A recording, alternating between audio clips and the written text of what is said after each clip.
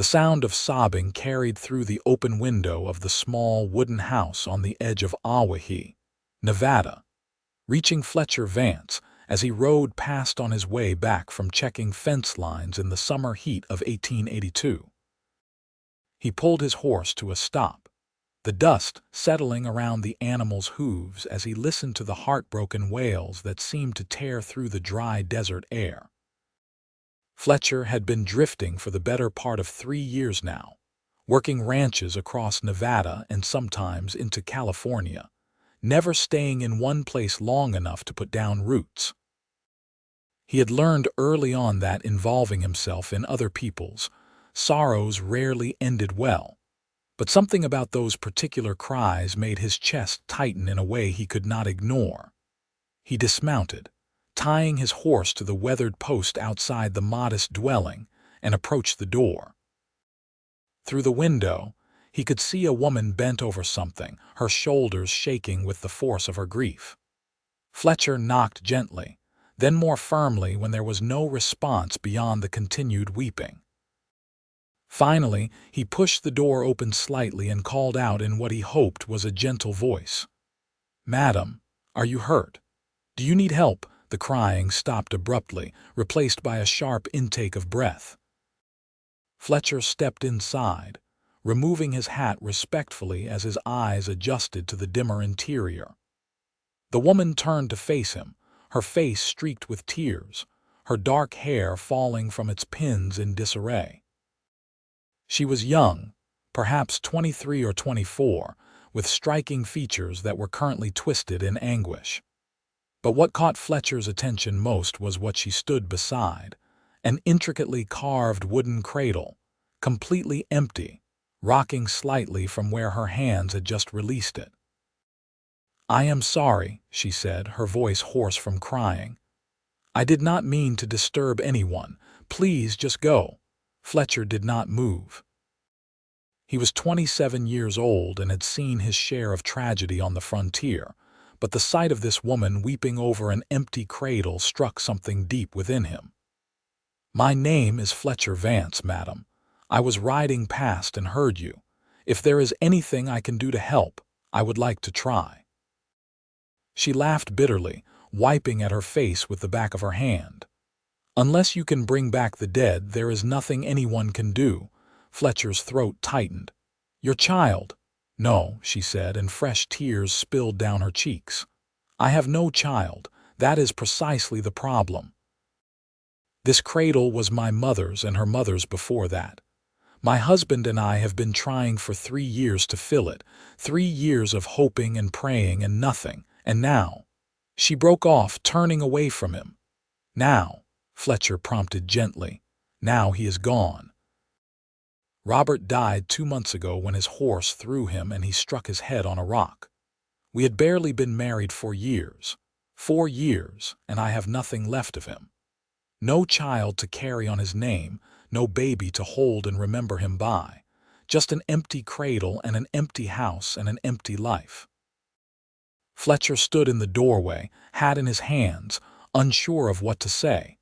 He had never been good with words, had always been better with actions. "What is your name, madam?" She turned back to him, her red-rimmed eyes meeting his. Josephine Jenkins. My husband was Robert Jenkins. We came here from Missouri 5 years ago, thinking we would make our fortune. Instead, I have made nothing but memories of loss." Fletcher stepped further into the room, noting the tidy but sparse furnishings, the worn curtains at the windows, the photograph on the mantel of a young couple on their wedding day. Josephine followed his gaze and made a small sound of pain. "I am sorry for intruding," Fletcher said quietly.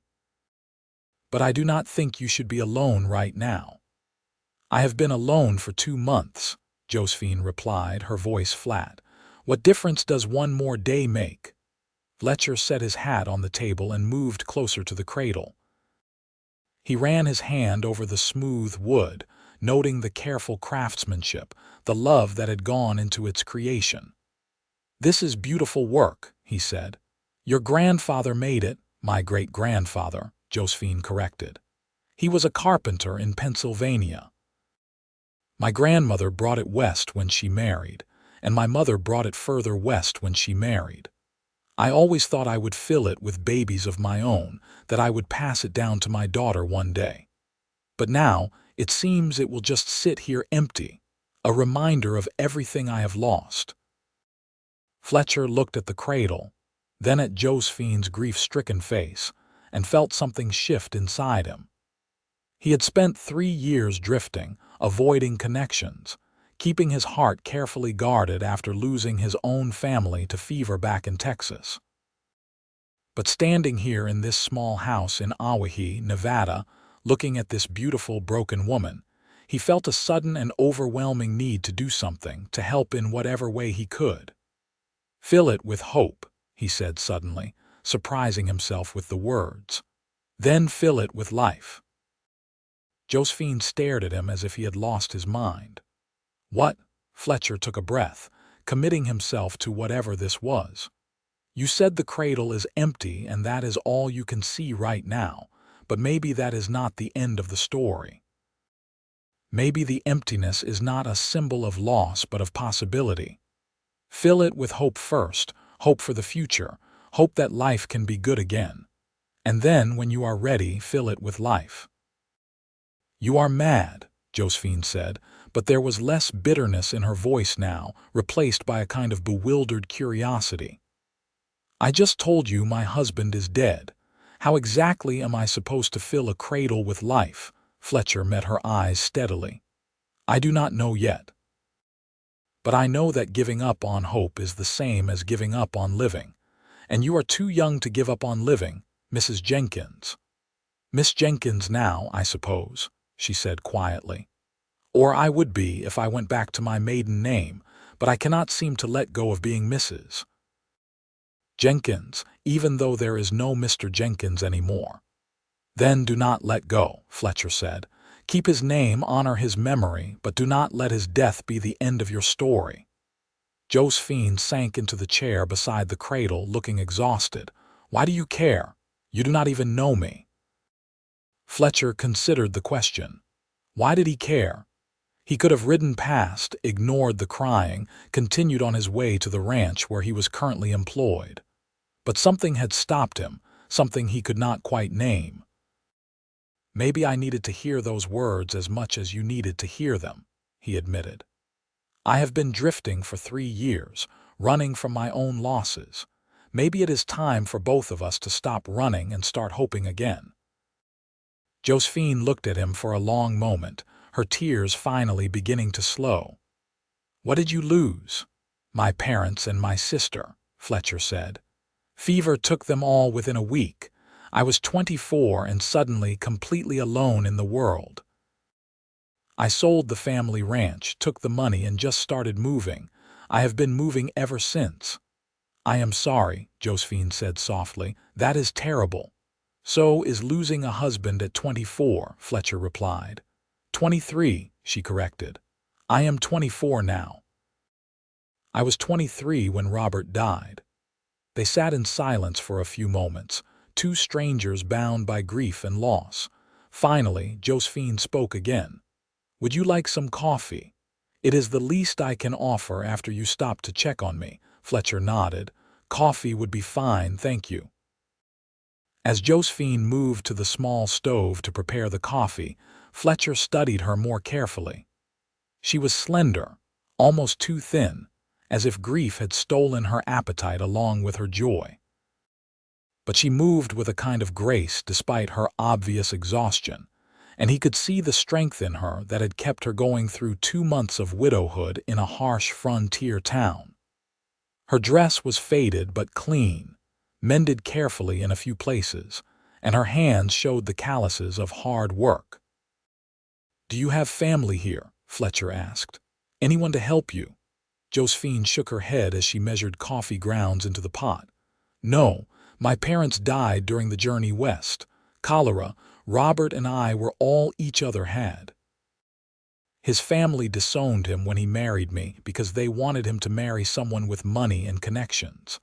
I was just the daughter of poor farmers, not good enough for their son." She laughed bitterly. They did not even come to his funeral. I sent a telegram and they never responded. Then they are fools, Fletcher said firmly, and they do not deserve to have known him. Josephine glanced at him, something like gratitude flickering in her eyes. That is kind of you to say. It is the truth. Any man who would marry for love instead of money is a man of character. And any woman who would work this hard to survive alone is a woman of strength. I do not feel very strong, Josephine admitted. Most days I feel like I am barely holding on. The ranch is too much for me to manage alone. Robert's partner, Samuel Miller, has been good about keeping things running, but I know he wants to buy me out. He has made several offers. I keep refusing because selling would mean admitting that this chapter of my life is truly over, that I have nothing left here. Fletcher felt a stirring of something he had not felt in years, a sense of purpose. What if you did not have to sell? What if there was another option? Josephine poured the coffee into 2 chipped cups and handed one to Fletcher. What option? I cannot run a ranch alone, and I cannot afford to hire help. Samuel's offers are fair, but they are not generous. I would have enough to go back east, maybe, to start over somewhere. But the thought of leaving feels like abandoning Robert's memory, like admitting defeat. Fletcher sipped his coffee, thinking. How much land do you have? 300 acres. It is not a large spread, but it is good grazing land. We had built the herd up to about 200 head before Robert died. Samuel has been managing them, taking his share of the profits. But it is not sustainable long term. What if you had a partner, not someone to buy you out, but someone to work the ranch with you to help you build it back up? Josephine looked at him with sudden understanding, and color rose in her cheeks. Mr. Vance, we just met. You cannot possibly be suggesting what I think you are suggesting. Fletcher felt his own face heat. I am not suggesting anything improper, madam. I am simply thinking out loud. You need help, and I need to stop drifting. Maybe there is an arrangement that could benefit us both. What kind of arrangement? Josephine asked warily. Fletcher set down his coffee cup and met her eyes. Let me work for you. I am good with cattle and horses, and I know how to run a ranch. I grew up on one in Texas. You would not have to pay me much, just room and board and a small wage. In return, I would help you keep the ranch running, help you hold on to what you and your husband built together. Josephine bit her lip, clearly torn. Where would you stay? This house is small, and it would not be proper for you to stay here with me unchaperoned. Does the ranch have a bunkhouse? Or I could build a small cabin somewhere on the property. I am handy with carpentry. There is an old line shack about a mile from here, Josephine said slowly. Robert and I used it when we first arrived before we built this house. It needs work, but it is still standing. Then that is where I will stay, Fletcher said. You can think about my offer, Mrs. Jenkins. I will be working at the Double R Ranch for another week, and then my contract is up. If you decide you want my help, send word. If not, I will move on and wish you well. Josephine studied him for a long moment. Why would you do this? You could work anywhere for anyone.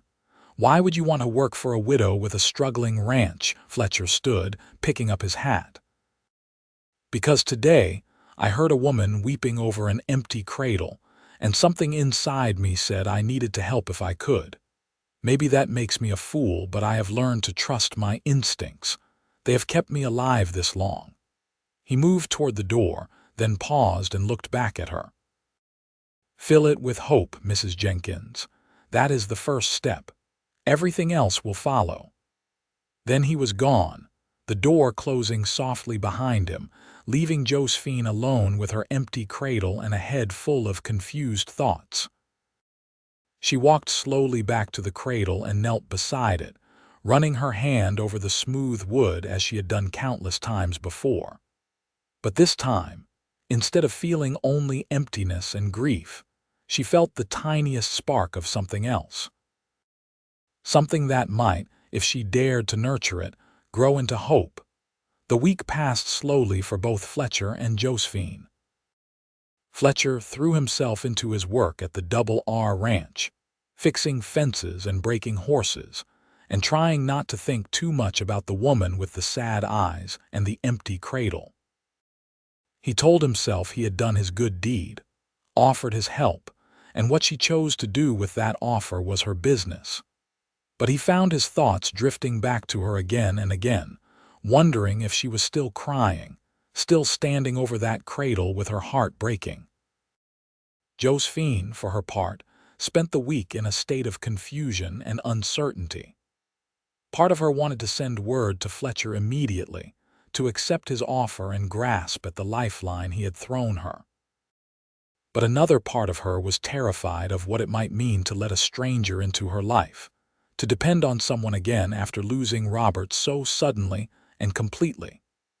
She visited the cradle many times that week, but she found herself crying less and thinking more. Thinking about what Fletcher had said, about filling the cradle with hope first, then life. On the 5th day after Fletcher's visit, Josephine made a decision.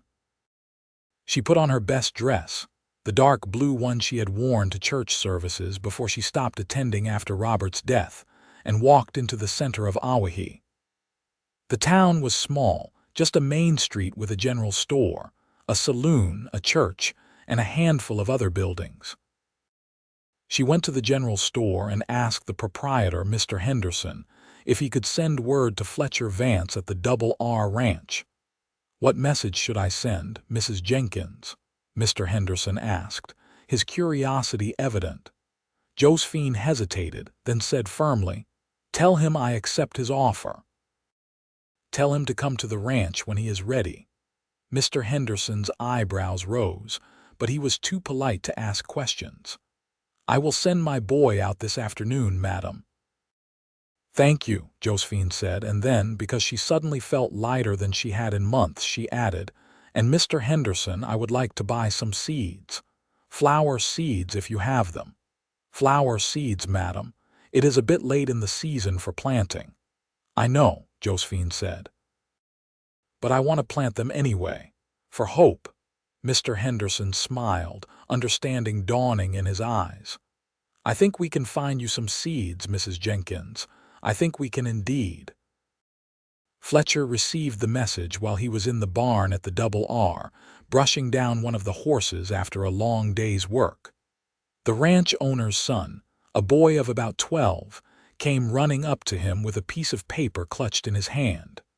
"Mr. Vance, message for you from town." Fletcher took the paper and unfolded it, his heart beating faster as he read the simple words. "I accept your offer. Come when you are ready, J. Jenkins." He folded the paper carefully and tucked it into his shirt pocket, then looked down at the boy. "Thank you for bringing this. Tell your father I will work through the end of the week as agreed, but then I will be moving on to a new position." The boy nodded and ran off, and Fletcher returned to brushing the horse, but his mind was far away. He was thinking about Josephine, about the ranch she was trying to hold on to, about the empty cradle and the possibility of hope. He finished his work in a daze, ate his dinner mechanically, and lay in his bunk that night staring at the ceiling and wondering what he had just committed himself to. 2 days later, Fletcher rode up to Josephine's house with all his possessions packed in his saddlebags. It was not much, just some clothes, his bedroll, a few tools, and his father's old rifle. He had never been one to accumulate things, preferring to travel light and keep moving. But now, looking at the small house and the land stretching out beyond it, he felt a strange sense of homecoming, as if he had been searching for this place without knowing it. Josephine came out onto the porch as he dismounted. She looked different than she had a week ago, less haunted, though still bearing the marks of grief in the shadows under her eyes and the thinness of her frame. She wore a simple work dress and an apron, and her hair was pulled back in a practical bun. "Mr. Vance," she said, nodding at him. "Thank you for coming. Thank you for giving me the opportunity, Mrs. Jenkins." Fletcher replied. "I promise I will work hard and do right by you." "I know you will," Josephine said, and there was a note of certainty in her voice that surprised them both. "Come, I will show you the line shack. I have cleaned it up a bit and put some basic supplies there. It is not much, but it should be adequate." They walked together across the property, Fletcher leading his horse. The land was beautiful in a harsh, desert way, with sagebrush and scrub dotting the landscape and mountains rising in the distance. The sun beat down hot and relentless, but there was a breeze that carried the scent of dust and wild grasses. "How many cattle do you have now?" Fletcher asked as they walked. "I am not entirely sure," Josephine admitted. "Samuel keeps the books. He said we are at about 180 head after the spring calving. Some were sold to pay debts after Robert died." Fletcher nodded. "That is a good foundation to build on. With proper management, you could grow the herd significantly over the next few years." "That is what Robert always said," Josephine replied softly. "He had such plans for this place. He wanted to build it into something substantial, something we could pass down to our children." Her voice caught on the last word, and she fell silent. They reached the line shack, a small structure made of rough-hewn logs with a stone chimney at one end. It was basic but solid, and Fletcher could see that Josephine had indeed cleaned it thoroughly. There was a narrow bed with fresh blankets, a small table and chair, a wood stove and pegs on the wall for hanging clothes. A bucket of water sat by the door, and there was a shelf with some basic food supplies: flour, coffee, salt pork, beans. "This is more than adequate," Fletcher said. "Thank you for preparing it." Josephine nodded. "I thought you would want to get settled right away. Tomorrow morning I can take you to meet Samuel and show you around the rest of the property. We can discuss what needs to be done and how we should divide the work." "That sounds like a good plan," Fletcher agreed. He hesitated, then added, "Mrs. Jenkins, I want you to know that I meant what I said before. I am here to help you, nothing more. You do not need to worry about my intentions." Josephine met his eyes, and for a moment, something passed between them, an understanding that went beyond words. "I know, Mr. Vance. I trust you. I do not know why, given that we barely know each other, but I do." "I will do my best to be worthy of that trust," Fletcher said quietly. Josephine left him to settle in, and Fletcher spent the rest of the afternoon arranging his few possessions and getting a feel for his new home. As the sun began to set, painting the Nevada sky in shades of orange and purple, he sat on the porch of the line shack and looked out over the land. He felt something he had not felt in a long time, a sense of belonging, of purpose. And he thought about Josephine, about the grief she carried and the strength it took to keep going despite it. He found himself wanting to help her heal, to see her smile, to prove to her that life could be good again. The next morning, Fletcher woke before dawn and walked to the main house. Josephine was already up, cooking breakfast, and the smell of bacon and coffee drew him to the kitchen door. "Good morning," she called when she saw him. "Come in and eat. We have a long day ahead of us." Fletcher sat at the small table, feeling strangely domestic as Josephine set a plate of food in front of him. It had been years since anyone had cooked for him, and he found himself unexpectedly moved by the simple gesture. "This is wonderful," he said after the first bite. "Thank you." "You are welcome," Josephine replied, sitting down across from him with her own plate. "I figured you would need a good breakfast before meeting Samuel. He can be a bit intimidating." "Intimidating how?" Fletcher asked. "He is just very sure of himself, very confident. He has made no secret of the fact that he thinks I should sell him my share of the ranch. He believes a woman cannot run a cattle operation successfully." Fletcher felt a flicker of annoyance. "Then I look forward to proving him wrong." Josephine smiled, and it was the first real smile Fletcher had seen from her. It transformed her face, making her look younger and lighting up her eyes. "I think I am going to enjoy having you here, Mr. Vance." "Fletcher," he said. "If we are going to be working together, you should call me Fletcher." "Only if you call me Josephine," she replied. "Josephine it is," Fletcher agreed. After breakfast, they rode out together to find Samuel Miller. He was a large man in his early 40s with a full beard and hard eyes. He looked Fletcher up and down with obvious skepticism when Josephine introduced them. "So you are the new hand," Samuel said. "Josephine mentioned she was hiring someone, though I told her it was a waste of money." "I prefer to think of it as an investment," Josephine said coolly. "Fletcher has extensive experience with cattle ranching, and he is going to help me build up the herd." Samuel snorted. "The herd is fine as it is. What we need is capital to expand, and you do not have that." "My offer still stands, Josephine. Sell me your half, take the money, and go start a new life somewhere easier." "This is my life," Josephine said firmly, "and I am not selling." Samuel shook his head but did not argue further. He spent the next few hours showing Fletcher around the property, pointing out where the cattle tended to graze, where the water sources were, and what the boundaries of the ranch were. Fletcher listened carefully, asking questions and making mental notes. He could see that the operation was sound but could use some improvements: better fencing in some areas, more strategic use of the water sources, and a more organized approach to managing the herd. Over the following weeks, Fletcher threw himself into the work. He repaired fences, checked on the cattle, and helped Samuel with the day-to-day operations. He also spent time with Josephine, learning about her vision for the ranch and sharing his own ideas. Slowly, a partnership began to form between them, built on mutual respect and a shared commitment to making the ranch succeed.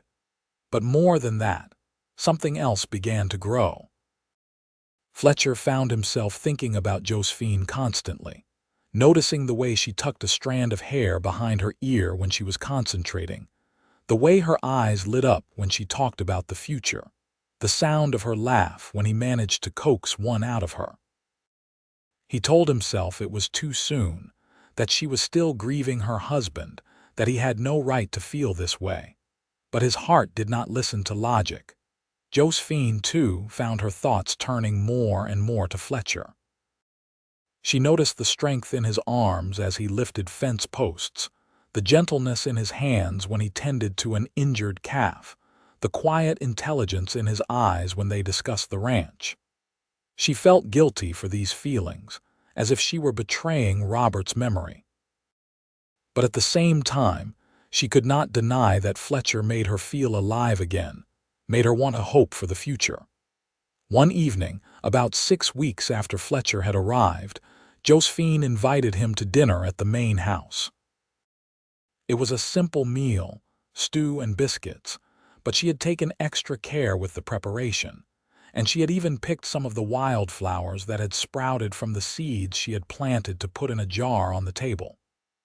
"This is nice," Fletcher said, looking around at the cozy interior. "Thank you for inviting me." "I wanted to thank you," Josephine said, "for everything you have done these past weeks. The ranch is starting to feel like it can survive again, like there is a future here. I could not have done that alone." "You are stronger than you think," Fletcher said. "You would have found a way." "Maybe," Josephine allowed, "but it would have been much harder and much lonelier. Having you here has made all the difference." They ate in comfortable silence for a while, and then Fletcher said, "I have been meaning to ask you something." "The cradle in the other room. Do you still stand over it and cry?" Josephine looked down at her plate. "Not as much. Some days I do not look at it at all. Other days I find myself standing there thinking about what might have been. But I also find myself thinking about what might still be, and that is new. That is because of you." "Because of what I said?" Fletcher asked. "About hope?" "Yes," Josephine said. "You told me to fill it with hope first. So I have been trying to do that, trying to imagine a future where the cradle is not just a symbol of loss but of possibility. It is hard, but I am trying. Fletcher reached across the table and took her hand, a gesture that surprised them both. You are doing more than trying, Josephine. You are succeeding. I can see it in you, the way you are healing, the way you are looking forward instead of just back. Josephine looked at their joined hands, feeling the warmth of his touch, the strength and steadiness of him. Fletcher, I need to tell you something. I have been feeling things that I do not know if I should be feeling. It has only been 3 months since Robert died, and I still miss him terribly. But when I am with you, I feel happy.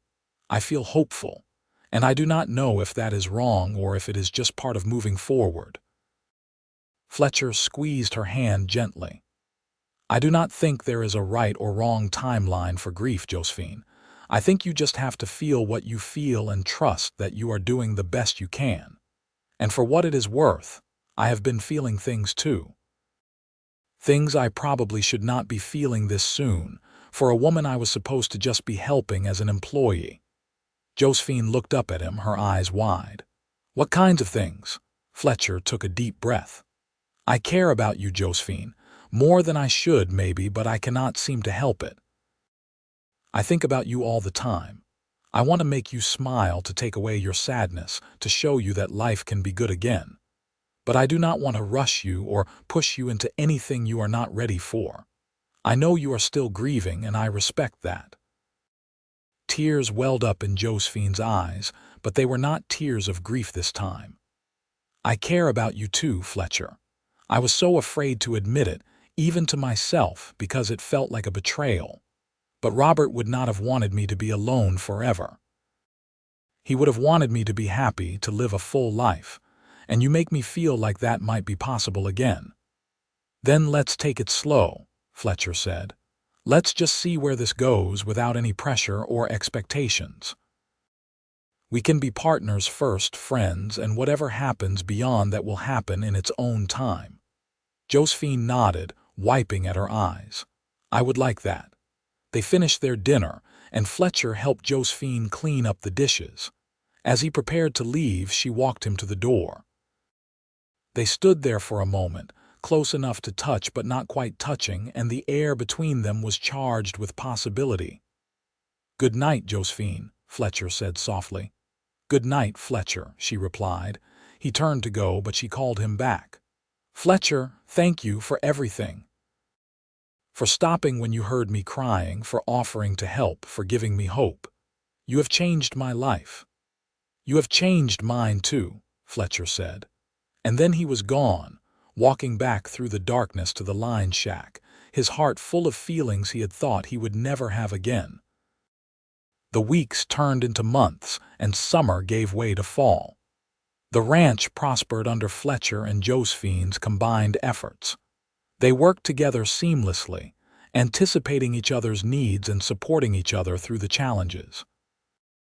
Samuel eventually stopped pushing Josephine to sell, grudgingly accepting that she had found a capable partner in Fletcher. The herd grew healthier and larger, and there was even enough profit to make some improvements to the property. But more importantly, Fletcher and Josephine's relationship deepened. They spent their evenings together, sometimes talking about the ranch, sometimes sharing stories of their pasts, sometimes just sitting in companionable silence and enjoying each other's presence. Fletcher learned about Josephine's childhood, her dreams, her fears. Josephine learned about Fletcher's family, the losses he had endured, the way he had drifted for years trying to outrun his pain. One cool October evening, as they sat on the porch of the main house watching the sunset, Fletcher reached over and took Josephine's hand. It had become a natural gesture between them, this simple touch that said so much without words. Josephine, Fletcher said quietly, I need to tell you something. She turned to look at him, her expression open and trusting. What is it? I love you, Fletcher said simply. I know it has not been that long, and I know you are still healing from losing Robert. But I cannot keep these feelings to myself anymore. I love you, and I want to build a life with you if you will have me." Josephine felt tears spring to her eyes, but they were happy tears. "Fletcher, I love you too. I have been falling in love with you for weeks now, maybe from the very first day when you told me to fill the cradle with hope. You have given me back my life, my joy, my belief in the future. Of course I will have you." Fletcher stood and pulled her up with him, wrapping his arms around her and holding her close. She fit against him perfectly, her head tucked under his chin, and he thought he had never felt anything so right in his entire life. "Will you marry me?"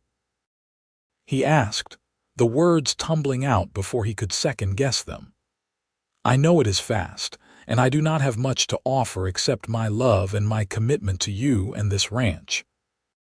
But I promise I will spend the rest of my life making you happy, helping you fill that cradle with hope and life, being the partner you deserve."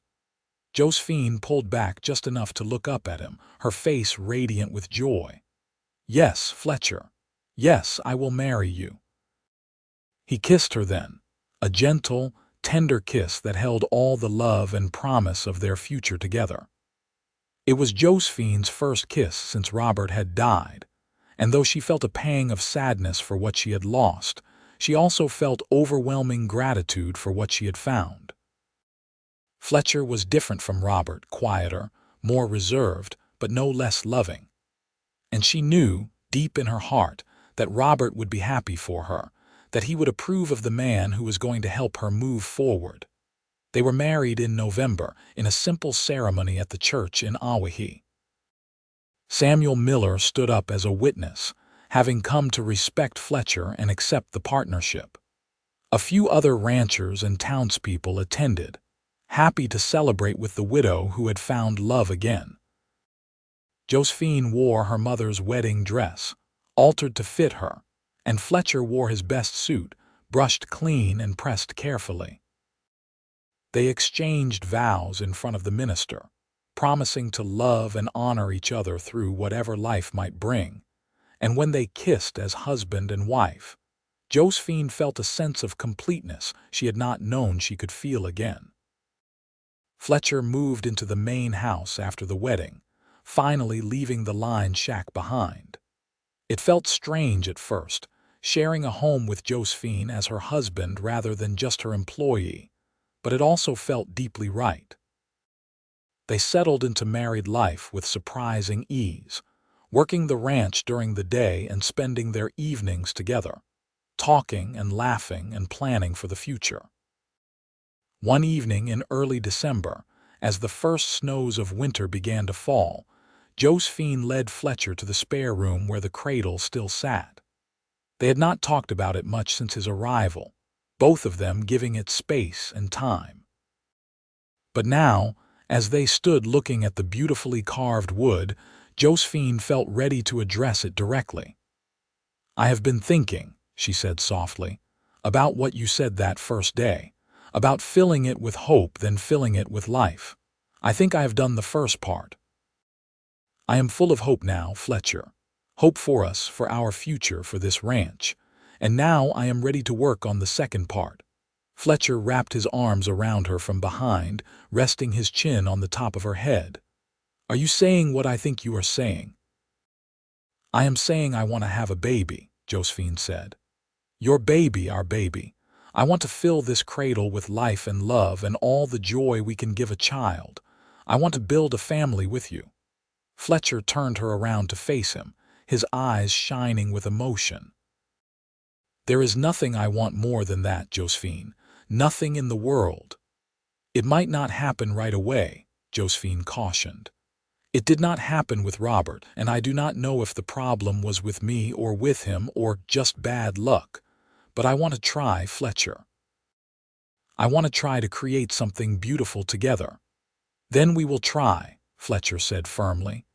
"And no matter what happens, whether the cradle gets filled or not, we will have each other. That is what matters most." Josephine kissed him, pouring all her love and hope and dreams into that kiss. And later, as they lay together in the darkness of their bedroom, she sent up a silent prayer that this time, this man, this love, would be the one that finally brought new life into the world. Winter passed slowly in Nevada, the days short and cold, the nights long and quiet. Fletcher and Josephine settled deeper into their marriage, learning each other's rhythms and quirks, building a partnership that was as strong as their love. They worked together on the ranch, making plans for the spring, discussing which cattle to breed and what improvements to make. Samuel continued to manage his portion of the operation, and though he would never be warm toward Fletcher, he treated him with professional respect. In February, Josephine began to suspect that something had changed. Her monthly courses, which had always been regular, did not come. She felt tired, more tired than usual, and there was a strange fluttering in her stomach that had nothing to do with nervousness. She said nothing to Fletcher at first, afraid to hope, afraid to be disappointed. But when another 2 weeks passed and still her courses did not come, she went to see Dr. Morrison, the town's physician. Dr. Morrison was a kind man in his 60s who had delivered half the babies in Awahi. He examined Josephine carefully and then sat back with a smile. "Mrs. Vance," he said, "I am pleased to tell you that you are with child. I would estimate about 8 weeks along, which means you should deliver sometime in late August or early September." Josephine felt the room spin around her. "Are you certain?" "As certain as I can be at this stage," Dr. Morrison replied. "All the signs are there. You are going to be a mother, Mrs. Vance." Josephine left the doctor's office in a daze, her hand pressed protectively over her still flat stomach. She was going to have a baby. After years of hoping and praying and trying, she was finally going to fill that cradle with life. And this baby would be Fletcher's, a physical manifestation of the love they had built together. She rode home slowly, savoring the secret, trying to decide how to tell Fletcher. She wanted it to be special, wanted to see his face when he realized what she was saying. When she arrived at the house, she found him in the barn mending tack. "Fletcher," she called, and he looked up with a smile. "You are back from town. How did your errand go?" Josephine walked over to him, taking his hands in hers. "Fletcher, do you remember what you said to me the day we met?" "About the cradle, fill it with hope, then fill it with life," Fletcher said. "I remember." "Well," Josephine said, her voice trembling with emotion, "I think we are about to do the second part. Dr. Morrison just confirmed it. I am with child, Fletcher. We are going to have a baby." Fletcher stared at her for a long moment, as if he could not quite believe what he was hearing. Then his face broke into the widest smile she had ever seen, and he swept her up in his arms, spinning her around despite her laughing protests. "We are going to have a baby," he repeated, wonder in his voice. "Josephine, we are going to be parents." "We are," she confirmed, tears of joy streaming down her face. "In late summer we will have a son or daughter. Our child, Fletcher, our family." Fletcher set her down carefully, as if she were made of glass, and placed his hand gently on her stomach. "Hello in there, little one," he said softly. "Your mother and I have been waiting for you. We already love you so much." Josephine covered his hand with hers, and they stood there together in the barn, marveling at the miracle they had created. It had been just 10 months since Fletcher had ridden past the house and heard her weeping over the empty cradle. 10 months since he had spoken those words that had changed both their lives. And now, those words were coming true in the most beautiful way possible. The months that followed were some of the happiest of Josephine's life. As her belly grew round with child, she felt a joy and contentment she had never known before. Fletcher was endlessly attentive, insisting she rest more, taking on extra work so she would not tire herself, bringing her wildflowers and sweet treats from town. He talked to the baby constantly, telling stories and singing songs, and Josephine would laugh and cry at the same time, overwhelmed by how much love this man had to give. They prepared the nursery together, moving the cradle into a small room off their bedroom and adding other furnishings. A changing table that Fletcher built himself, curtains that Josephine sewed, a rocking chair they found at the general store. They painted the walls a soft yellow, and Josephine hung the quilt her grandmother had made, salvaged from her things after the journey west. In late August, when the heat was at its peak and Josephine was large and uncomfortable, the labor pains began. Dr. Morrison was summoned, and Fletcher paced the porch anxiously while the doctor and Mrs. Henderson, the general store owner's wife, attended to Josephine. The labor was long and difficult, lasting through the night and into the next day, but finally, as the sun reached its zenith, a baby's cry rang out through the house. Fletcher burst through the door, his heart pounding, and found Dr. Morrison smiling at him. "Congratulations, Mr. Vance. You have a healthy son." Fletcher rushed to the bedroom where Josephine lay exhausted but radiant, cradling a tiny bundle in her arms. She looked up at him with tears streaming down her face. "Fletcher, meet our son," she whispered. Fletcher knelt beside the bed and looked down at the tiny face peeking out from the blanket. The baby had dark hair and his mother's delicate features, and Fletcher felt his heart expand with a love so fierce it almost hurt. "He is perfect," Fletcher said, his voice choked with emotion. "You are both perfect. What should we name him?" Josephine asked. Fletcher thought for a moment, then said, "What about James? James Fletcher Vance. We could call him Jamie when he is small." Josephine smiled. "James Fletcher Vance, I love it. Welcome to the world, Jamie." The baby stirred in her arms, making small snuffling sounds, and Fletcher reached out to touch his tiny hand. Immediately, the baby's fingers wrapped around his, gripping with surprising strength. "He is holding on to me," Fletcher said wonderingly. "He knows you are his father," Josephine said. "He knows he is loved."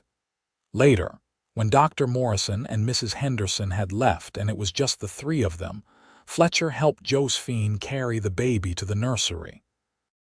Together, they placed him gently in the cradle that had been empty for so long, the cradle that had represented all of Josephine's grief and loss. But now it held new life, a baby boy who was the living symbol of hope fulfilled and dreams come true. Fletcher wrapped his arm around Josephine as they stood looking down at their sleeping son. "You did it," he said softly. "You filled it with hope, and now you have filled it with life." "We did it," Josephine corrected. "Together. You saved me, Fletcher. When I had given up on everything, you showed me that there was still reason to hope, still reason to live. And now look at us. We have a family, a home, a future." "I did not save you," Fletcher said. "You saved yourself. I just gave you a little push in the right direction." Josephine leaned against him, feeling safe and loved and complete. "Do you remember that first day?" she asked. "When you came to the door and found me crying?" "I will never forget it," Fletcher said. "I heard you from the road, and something told me I had to stop, that I had to see if I could help. I had no idea that stopping would change my entire life." "Changed both our lives," Josephine said. "I was so lost that day, Fletcher.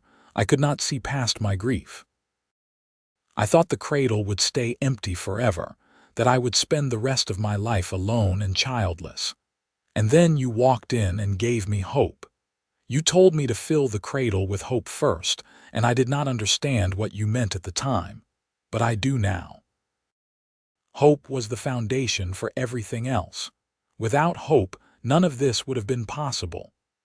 They stood in the nursery for a long time, watching their son sleep, marveling at the miracle of him.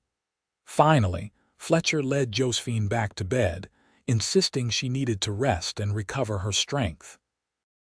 He sat beside her, holding her hand, and they talked quietly about the future, about the ranch, about the family they would raise together. "I want more children," Josephine said. "If we are blessed enough to have them, I want this house to be full of love and laughter and little voices. I want Jamie to have brothers and sisters. Then that is what we will have, Fletcher promised. As many children as you want, as many as we are blessed with.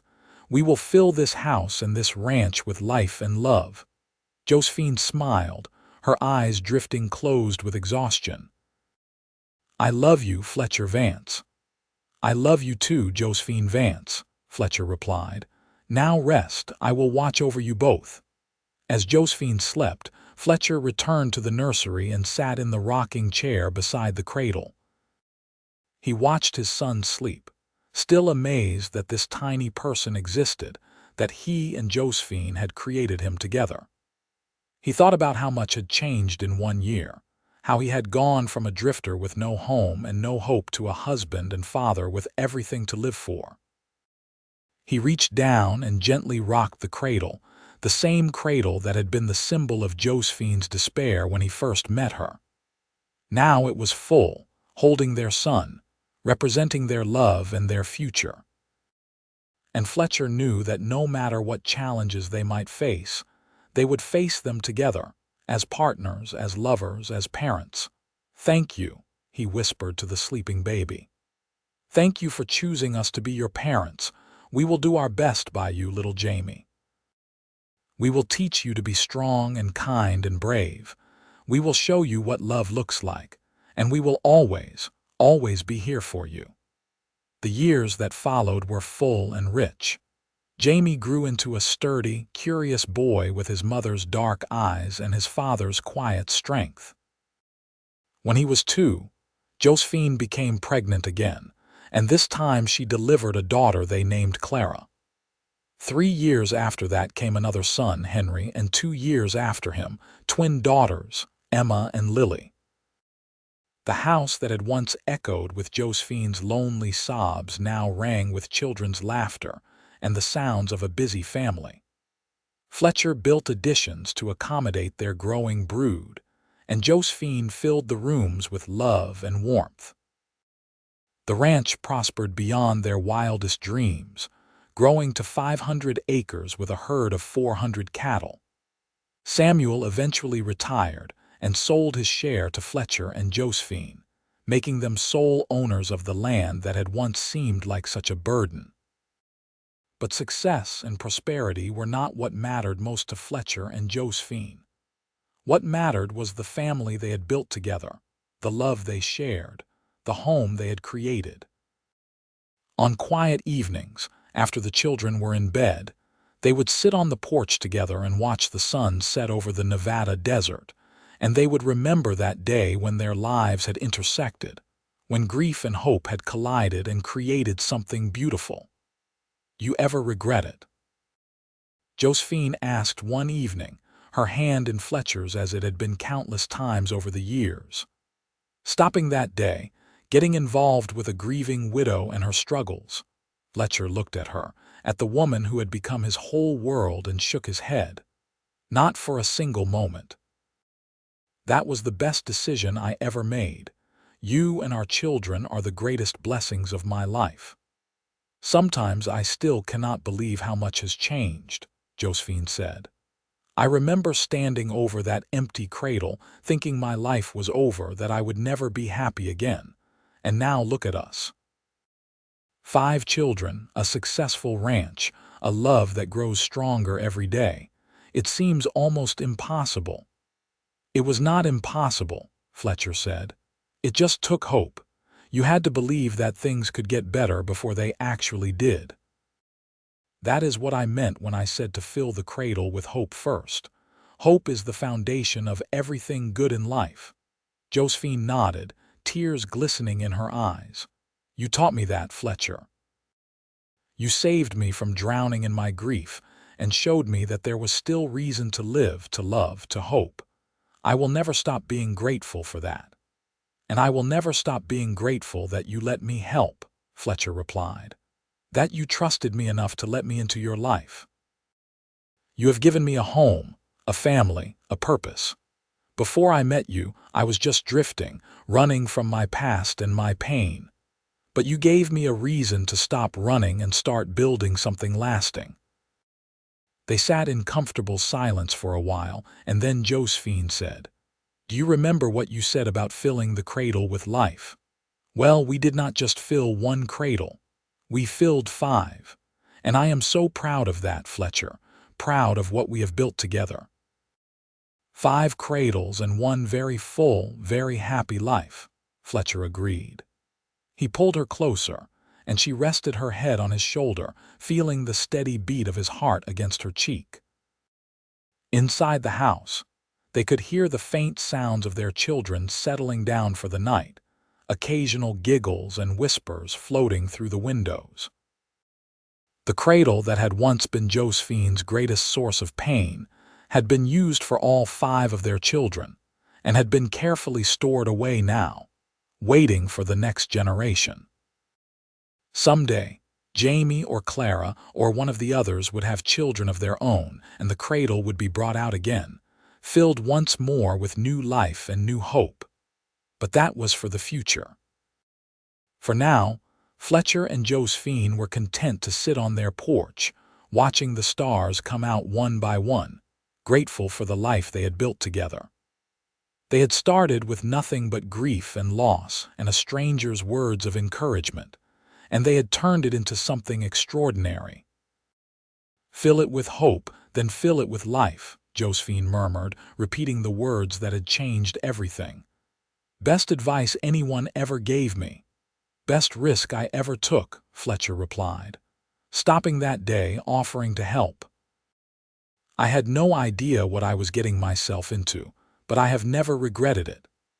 As the night deepened around them, Fletcher and Josephine remained on the porch, holding hands and talking softly about their day, their children, their plans for tomorrow. It was an ordinary evening in an ordinary life, and yet it was also extraordinary, because it was built on love and hope and the courage to believe in second chances. Years later, when their children were grown and starting families of their own, Fletcher and Josephine would tell them the story of how they met, about the empty cradle and the grieving widow and the drifting cowboy who stopped to help. They would talk about hope and healing, about taking risks and trusting in the future. And their children, who had grown up surrounded by love and security, would listen and understand that the life they had been given was precious, built on a foundation of courage and faith. Jamie, the oldest, eventually took over the running of the ranch, bringing his own wife to live in the house where he had grown up. Fletcher and Josephine moved to a smaller house on the property, content to watch their grandchildren grow and to know that the legacy they had built would continue. The cradle was brought out again, filled with Jamie's children and then Clara's and then the others. Each new baby that was placed in it was a testament to the power of hope, to the belief that even in the darkest times, there is always the possibility of joy. Fletcher and Josephine grew old together, their hair turning silver, their faces lining with age, but their love never dimming. They spent their days in peaceful contentment, working in the garden Josephine had cultivated over the years, taking slow walks around the property, sitting on the porch and watching the world go by. And always, always, they held hands, that simple gesture that had come to symbolize their bond. On a warm evening in late summer, when Fletcher was 78 and Josephine was 75, they sat together on their porch as they had done thousands of times before. The sun was setting in a blaze of orange and gold, and the air was filled with the sounds of their grandchildren playing nearby. "It has been a good life," Fletcher said quietly. "Better than I ever dreamed possible." "The best life," Josephine agreed, "full of love and laughter and hope. Everything I thought I had lost that day you found me crying, I found again with you. You gave me back my life, Fletcher." "We gave each other life," Fletcher corrected. "We healed each other, helped each other, loved each other." That is what marriage is supposed to be, a partnership where both people lift each other up. Josephine squeezed his hand. "I am so grateful I trusted you that day. I was so scared and so broken, but something in your eyes told me you were someone I could believe in, and I was right." "I am grateful you let me help," Fletcher said.